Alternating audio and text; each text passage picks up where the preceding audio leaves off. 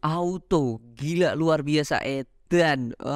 Laba tahunan 2022 kemarin di Februari kalau nggak salah atau Maret ya, saya sudah nge-review laporan tahunannya itu naik seratusan persen. Lalu kemarin ini Auto sudah rilis ya laporan Q1 2023 itu naik juga ya 92%.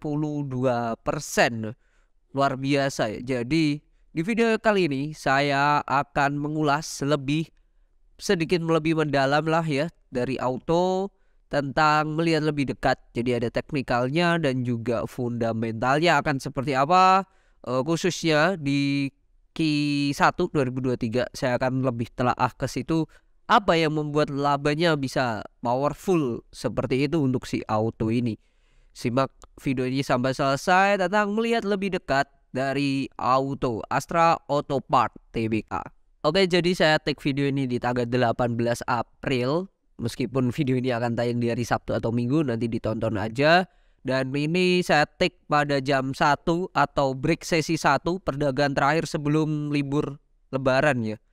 Jadi itu nantinya kalau chartnya tidak sama saat video ini sudah rilis ya make sense ya. Oke, secara teknikal dulu deh. Dia baru breakout. Baru breakout kelihatan banget. Bahkan kalau mau seperti ini juga bisa. Nah, ini baru breakout. Lebih concern yang ini sih. Dia barusan breakout, volumenya juga kencang. Akan sangat menarik jikalau si Auto ini tunggu dulu di 1770. 1770 bagus banget untuk si Auto ini. So far perusahaan ini gila sih, gila yang luar biasa perusahaan ini. Tungguannya ini double bottom, dia retrace langsung breakout. Ini double bottom di sini 1730 sampai 1600 lah ya. Berarti 130 tambah 1730 berarti 1860 sudah capai. Hari ini udah capai dan ini breakout lagi. Jadi tinggal ditarik lagi targetnya. Oh, ini double bottom lagi miring. Dengan targetnya berarti sampai ke saya tarik dulu. Nah, targetnya bisa ke 1930 untuk si Auto secara teknikal. Oke, secara fundamental ya atau laporan keuangannya ya ini baru rilis 18 April jam setengah 10 atau bisa dikatakan perdagangan hari Selasa 30 menit sebelum mulai. Dimana laporan keuangannya ini gila ya di kuartal ke-1 2023 ini labanya naik 92% ya. Padahal revenue-nya atau net ya uang yang masuk atau salesnya dari pendapatan bersihnya sendiri itu hanya naik nggak gede-gede amat gitu. Hanya sebatas juta miliar 4,9 T sebelumnya 4,5, jadi hanya nambah 400-an miliar doang gitu. Beban pokoknya nah ini luar biasanya ya perusahaan ya. Dengan kenaikan 400 M tapi kenaikan COGS-nya itu hanya sebesar 100 M doang. Jadi ini perusahaan bagus sih. Perusahaan bagus. Nah, ini saya mau lihat ya apa yang membuat perusahaan ini bisa naik kencang lagi ya. Kita cek ya, beban penjualan enggak juga, beban administrasi enggak juga. Bagian dari laba entitas sosial dan Ventura ini naik ya lumayan lah ya, lumayan 70 M. Lalu ini juga penghasilan keuangan naik 20 M, biaya keuangan naik ya make sense karena penghasilan keuangannya naik. Penghasilan lain-lain, nah ini penghasilan lain-lainnya naik 20 M juga, jadi bisa di total 90 tambah ini tadi 20 110 M ya, 110 M. Oke, dari situ perusahaan bagus sih, sudah bisa menaikkan dari beberapa hal ya, tidak hanya dari pendapatan utamanya aja sih dari itu kalau saya lihat ya. So far itu sih yang membuat perusahaan ini bisa makin bertambah kuat ya kenaikannya. Kalau kita cek ya pendapatan bersihnya sendiri, si Auto pendapatan bersihnya paling besar itu di lokal, memang di lokal. Nah, ini dibedakan menjadi dua, lokal dan ekspor. Nah, penjualan barangnya yang banyak banget. Namanya Auto berarti kan spare part ya. Spare part ini berarti lebih ke ya barang-barang tambahan yang menunjang dari si motor atau mobil itu sendiri. Kalau saya melihat seperti ini berarti adanya indikasi yang positif, dan menurut saya Q4-nya nanti juga harusnya positif lagi ya.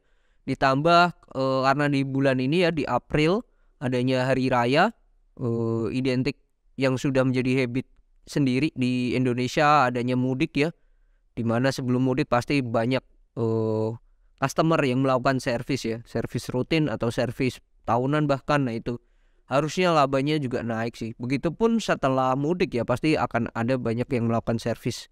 Nah itu yang sering saya jumpai kalau dekat-dekat hari raya banyak yang melakukan servis. Antrian di bengkel-bengkel juga rame, jadi harusnya labanya khususnya di bulan April gede sih, labanya gede. Oke, perusahaan selain labanya gede, kasnya juga nambah ya, kasnya nambah 500M sendiri, itu hal yang oke. 500M sendiri, persediaannya turun ya, persediaannya turun. Terus wait bentar, hutangnya masih ada pinjaman bank ya, 449M. Ini cover sendiri dengan kas sudah bisa. Liabilitas jangka panjangnya ini ada pinjaman bank hanya 212M doang sih, kecil banget sih, kecil sih. Ini perusahaan selain sehat juga powerful ya untuk mendapatkan laba di luar dari penjualan utamanya sih, kalau saya melihat seperti itu. Kita lihat di arus kas ya, penerimaannya juga make sense sih, naik dengan laba yang ada. Berarti dari penjualan ini kan masuknya hanya 4,9, tapi ini masuknya 5,1. Berarti ada 200-an M yang masuk dari sisa pembayaran sebelum-sebelumnya gitu yang masuk ya. Jadi ini yang masuk ke kasnya, ke ya cash flow-nya lah, arus kas kan. Oke, kas yang dihasilkan dari hasil operasi oke. Nah kita lihat ya, arus kas bersih digunakan untuk aktivitas investasi. Jadi mereka invest lagi ya, 221M, dimana itu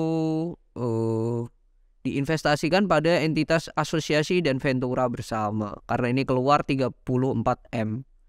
Diantaranya masuk ke situ. Aset tetap ini beli lagi, berarti mereka beli lagi aset tetap. Kalau ini, nah ini kan tulisannya perolehan aset tetap, tapi ini dalam minus ya, berarti kan dia mengeluarkan uang, berarti mereka membeli aset tetap. Pembayaran piutang ya, berarti membayar ya, desit membayar doang. Penerimaan penjualan dan lain-lain. Oke. Besar kemungkinan nantinya di kuartal selanjutnya ya, kalau perusahaan entitas asosiasi dan ventura bersamanya makin oke, ini perusahaan pasti akan mendapatkan keuntungan lagi sih. Keuntungannya akan naik lagi sih, terutama di ini pendapatan bagian atas laba bersih entitas asosiasi dan ventura bersama. Ini harusnya naik lagi sih kalau berjalan dengan oke. Nah, kita mau lihat ya di note 9 dan 10. Asosiasi dan itunya apa aja sih? Dan investasi pada asosiasi lanjutan. Oke, kita cek di note 9 dan 10. Oke, rincian penyertaan saham pada entitas asosiasi adalah di PT Denso Indonesia dan entitas anak, domisilinya di Jakarta, Bekasi, di mana nilai bukunya bertambah ya, tidak signifikan sih. Sebelumnya di Desember 2022 di akhir, dia ini berdasarkan akhir tahun ya. Akhir tahun ada di angka 1,2 T, ini juga 1,2, tapi nambah 50-an M ya, 50-an M. Dan ini persentasenya itu 25% ya, persentase kepemilikannya. Oke sih untuk perusahaan.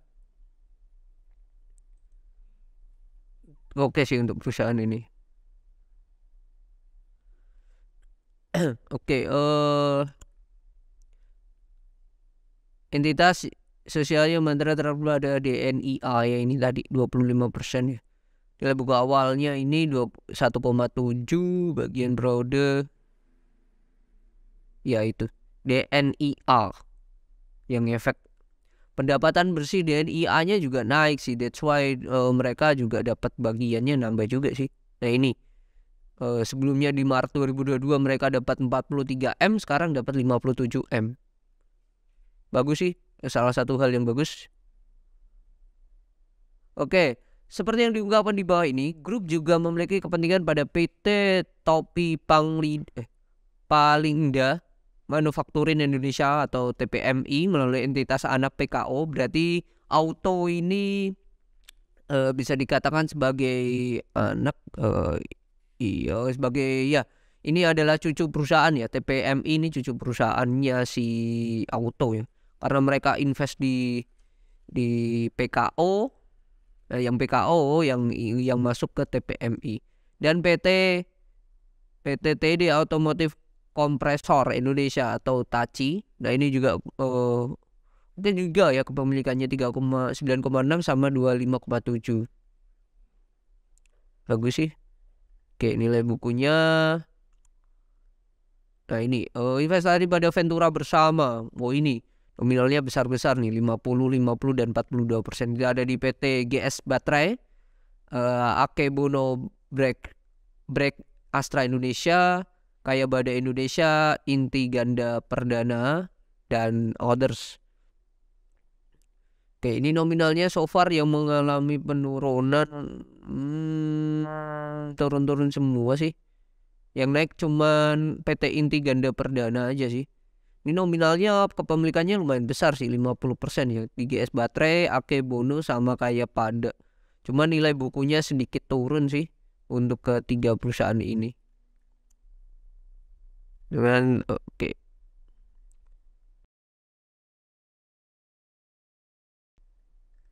Oke, tidak semua perusahaan melakukan investasi itu berhasil sih. So far sejauh ini yang Ventura bersama ini agak sedikit tersendat ya, GS Baterai, Akebono, sama Kaya Pada. Cuman yang lainnya tadi khususnya untuk entitas asosiasi mereka bagus sih, mengalami kenaikan yang terutama DNIA ya. DNIA mengalami kenaikan yang lumayan sangatlah pesat ya. Jadi berefek ke pendapatannya si Auto. Itu sih. Jadi sudah tahu ya kenapa Auto ini labanya bisa naik 90-an% sih di Q1 2023. Nah, dengan kondisi sekarang ya, Astra ini PI-nya di angka 5, murah banget ya. PI-nya di angka 5, 5,08, PBV-nya di angka 0,71. Wah, gila, murah banget nih perusahaan. Perusahaan murah, aset dari kesehatan juga sangatlah sehat ya perusahaan. Market cap 8T dengan cash 2T, hutang tadi nggak ada 1T. Jadi bisa dikatakan semua hutang bisa di cover dengan cashnya sendiri. Kalau ke cover berarti 1,5. Jadi teman-teman beli Auto ini plus dapat 1,5T sebagai kepemilikan, sebagai as a perusahaan. Oke, ini perusahaan keren banget. Corporate action, saya mau lihat ya. Apakah perusahaan ini akan sering bagi dividen? Wait bentar, internetnya. Corporate action, perusahaan rajin membagikan dividen dan baru saja membagikan dividen di April, nominalnya 88, 26 April. Wow, ini belum lewat ya come date-nya ya. Wih gila. Berarti ini mendekati come date. Jadi nanti come date-nya adalah 26 April, di mana ini adalah hari pertama setelah libur hari raya ya, perdagangan dimulai. Come date-nya tanggal 26 April, dan sebelum kelar atau libur ini juga di booster dengan yang namanya LK yang keluar. Jadi cerdasnya manajemen dari Auto. Saya melihat ini hal yang sangatlah cerdas banget ya dari Auto sendiri. Kalau kita hitung ya, 88 dibagikan dengan harga sekarang 1875 kali 100, 4,7 sih, 4,7 sih. Ya, rata-rata dividen yield di perusahaan-perusahaan yang ada di bursa efek. Kalau saya akan lebih prefer tunggu aja sih di dekat 1700, mentok 1800 lah. Gak dapat dividen is oke lah. Ex-date diambil aja gitu. Ya menurut saya ex-date tidak akan ARB sih untuk perusahaan ini. Cuman perusahaan ini dari segi murahnya, murah banget nih perusahaan. Perusahaan kalau dapat di harga 1500 nggak usah banyak pikir ya. tinggal atur menu manajemen saja gitu untuk auto. Jadi kesimpulan saya untuk auto secara teknikal oke, baru breakout secara fundamental juga oke banget. Salah satu faktornya juga kenaikannya juga make sense ya dari apa yang mereka tanam di perusahaan lain. Jadi tidak ada yang perlu dikhawatirkan terlepas dari mereka jual aset dan lain, ternyata enggak juga. Jadi hal yang positif ya. Ditambah tanggal 26 ternyata come date dividen dari auto itu sendiri. Jadi menjadi booster sendiri sih munculnya LK ini di tanggal 18 April kemarin. Jadi itu menurut saya bagus perusahaan ini, kalau mau di pick up pun masih oke-oke aja. Tadi secara rasio juga masih murah, tinggal diatur saja di manajemennya seperti apa. Jadi bukan kadang sih, banyak banget teman-teman dari sekeliling saya juga pilihan perusahaannya sudah bagus itu, tapi cara mengatur masuknya mau entry berapa persen dulu dari total dana dan lain-lain itu yang tidak dipertimbangkan. Biasanya mereka masuk misal ini bagus, masuknya seringnya langsung dari budget, di budget satu saham 10 juta misal, ya udah masuk aja semua. Nah itu kadang yang dihiraukan lah ya teman-teman di sekeliling saya. Kalau menurut saya lebih baik diatur aja, dibagi 3 gitu. Mungkin pertama 60% dulu gitu dengan harga sekian. Nanti kalau turun masuk lagi karena masih ada dana gitu dan lain-lain. Kalau makin naik gimana? Ya sudah, berarti rezekinya di situ. Nah, toleransi akan hal itu yang perlu dipreparekan. Kalau saya lebih prepare, kalau naik ya sudah rezekinya di situ, kalau turun saya masih ada dana. Jadi itu kalau perusahaan turun sampai 1.500 nggak usah pusing sih, sikat aja sih, karena ini perusahaan bagus banget auto, dan di belakangnya juga ada nama besar Astra Group. Jadi itu tentang melihat lebih dekat tentang auto yang labanya naik 92%.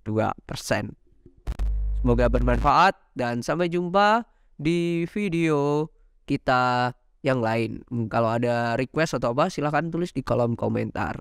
Dan sampai jumpa di video selanjutnya. Bye.